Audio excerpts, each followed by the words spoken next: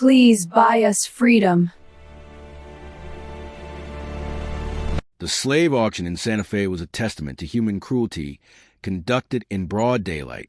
James Garrett stood at the edge of the marketplace, watching men bid on women and children like they were livestock. He was 63 years old, weathered and scarred from 40 years of frontier living, and he thought himself incapable of rage anymore. But watching the auctioneer sell Apache girls, some no older than 16, to the highest bidder ignited something he'd buried deep years ago. He'd come to Santa Fe for supplies, for a quiet retirement in the mountains after a lifetime of cattle drives and lonely nights. He'd never intended to become a savior. But when he saw the two young women on the block, sisters, their features identical enough to announce a relationship, something inside him broke open. The auctioneer was describing their qualities like he was selling mules. Strong backs, young enough to bear children. Apache blood makes them naturally docile once you break M proper. Who'll start at $50 a pair. James felt his fists clench. The girls couldn't be more than 18 and 20. Their eyes hollow with despair, their bodies marked by the casual violence of captivity. One of them looked directly at James, and in that gaze was a plea, not for mercy, but for dignity. He raised his hand. $100, he said quietly, for both of them. The auctioneer looked surprised, then grinned. Well, we got ourselves a man who appreciates value. Anyone want to top 100? Silence. James held his gaze steady, his hand on the revolver at his hip, his presence suggesting that bidding against him would be a poor decision. Nobody bid. Sold, the auctioneer said. $100 for the Apache pair. They're all yours, friend. James didn't take them to the ranch immediately.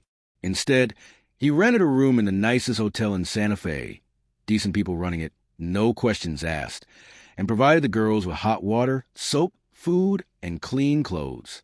He slept in the hallway, giving them the room completely, making certain they understood that his presence was protection, not threat. The older girl introduced herself as Nalin. The younger one was called Taima. They spoke English mixed with Apache, their voices hesitant, their movements careful, as if they'd learned that taking up space resulted in punishment. Why did you buy us? Nalin asked on the second day, suspicion thick in her voice. To free you, James said simply. You're no longer property. You're people. You can stay, you can leave, you can build whatever life you want, but you won't do it as slaves. Where will we go? Taima asked, her younger sister's voice small and frightened. We have no family, no tribe, no resources. Your kindness just means slower death. The bluntness of her assessment hit James like a physical blow. She was right. Freeing them without providing a means of survival was a kind of cruelty dressed up in righteousness. Then stay, he said, not as property, but as people I'm choosing to help build a life. I have a ranch in the mountains. It's quiet, it's safe, and there's work if you want it. You'd have food, shelter, and your freedom. No obligations beyond that. The ride to the ranch took 5 days. James watched Nalin and Taima's bodies slowly relax as they moved away from civilization, away from the towns where Apache women were viewed as capturable property. The mountains seemed to heal them. The open air, the sense of space, the absence of predatory eyes. The ranch was modest but solid. A main house, a barn, corrals for horses, and pasture land stretching toward the horizon. It had been James's sanctuary, his retreat from a violence and movement that defined most of his life. Now, he found himself wanting to share it. He set up a separate cabin for the girls, gave them complete independence, complete safety, completely removed from any assumption of obligation. He provided supplies, land, resources, and then he let them choose how they wanted to live. What surprised him was how quickly they transformed the cabin into home.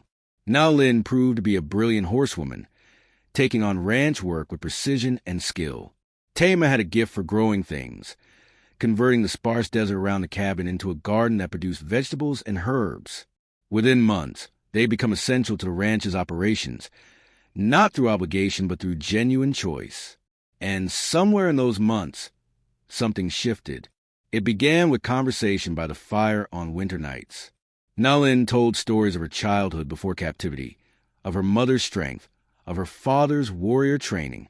Taima spoke about her dreams, about learning to read, about understanding mathematics, about building something that hadn't been built before.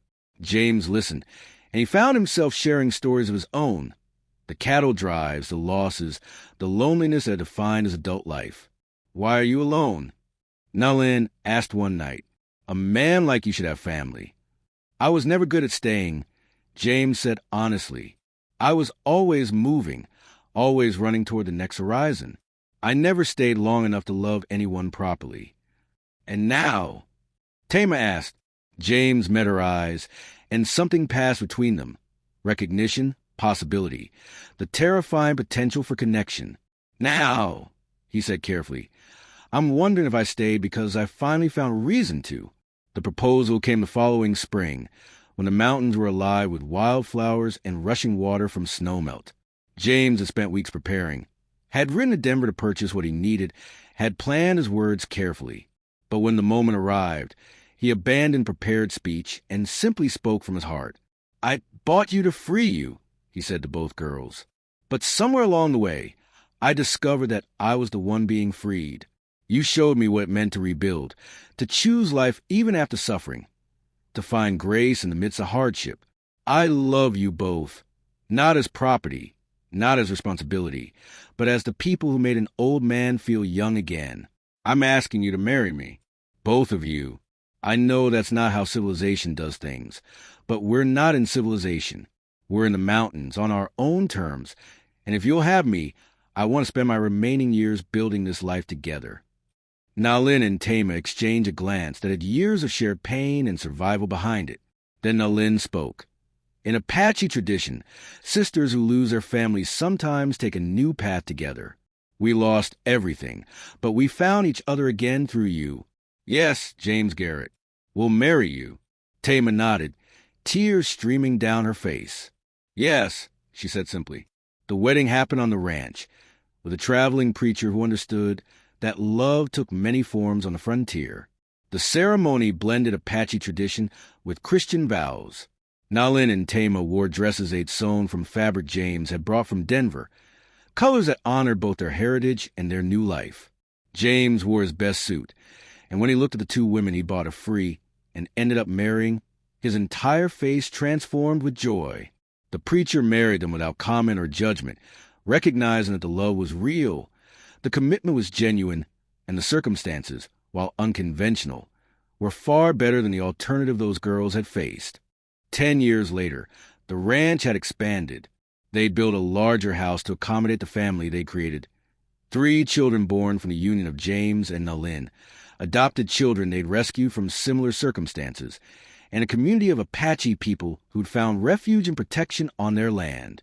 Taima ran a school where she taught reading and mathematics and Apache traditions. Nalin managed a ranching operation with the skill of someone who'd been born to it.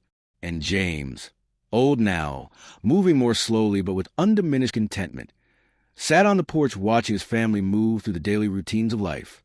Nalin brought him coffee. Taima brought news from the village. The children played in the yard with the freedom that James had fought to provide them. "Do you ever regret it?" Nalin asked, sitting beside him. "Buying us?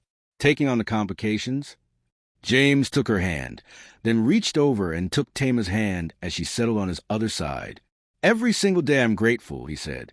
"You were supposed to be a simple act of mercy, but you became my redemption. You taught me that a man's life isn't measured by how far he travels or how much he accumulates. It's measured by the people he loves and who love him in return." Taima squeezed his hand. "And we were supposed to be freed," she said. "But you gave us more than freedom. You gave us family. You gave us home." The mountains stretched out before them, vast and beautiful, holding within them a love story that defied every law of frontier society, defied every expectation of what was possible. A retired cowboy had walked into a slave auction intending to buy freedom for 2 girls. Instead, he'd found something far more valuable, a life of authentic partnership, genuine love, and the understanding that sometimes the greatest acts of mercy are the ones that transform the giver as completely as they transform the saved. As the sun set over the mountains, painting the sky in shades of crimson and gold, James Garrett, who'd spent 40 years running, sat between 2 Apache women and understood, finally, what it meant to come home. And home, he'd learned, wasn't a place. It was the people you chose to stay for.